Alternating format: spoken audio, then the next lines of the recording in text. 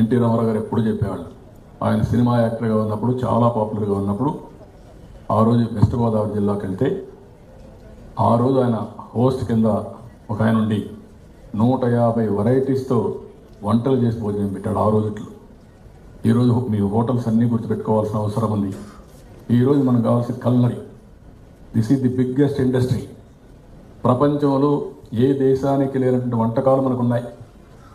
రాయలసీమకు పోతే different culinary, coastal ఆంధ్రప్రదేశ్కి వస్తే డిఫరెంట్ కల్నరీ, నార్త్కి పోతే వేరే, సౌత్కి వస్తే వేరే, సౌత్లో మన దగ్గర వేరే, తమిళనాడు వేరే, పక్కన కర్ణాటక వేరే.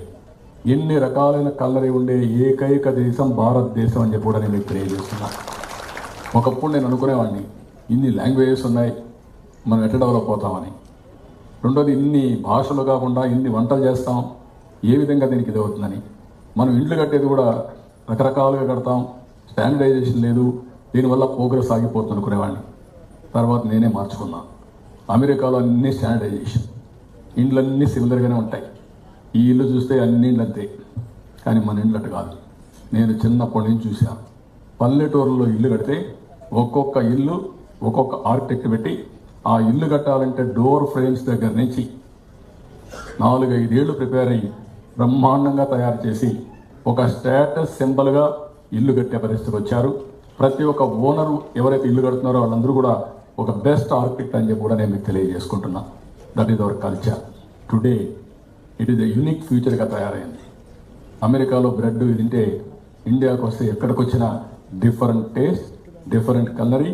ఇప్పుడు అమెరికాలో కూడా ఏ ఫుడ్కి ఎక్కువ ఇంపార్టెన్స్ ఉందంటే ఇండియన్ ఫుడ్కే ఎక్కువ ఇంపార్టెన్స్ వచ్చే పరిస్థితి వచ్చింది.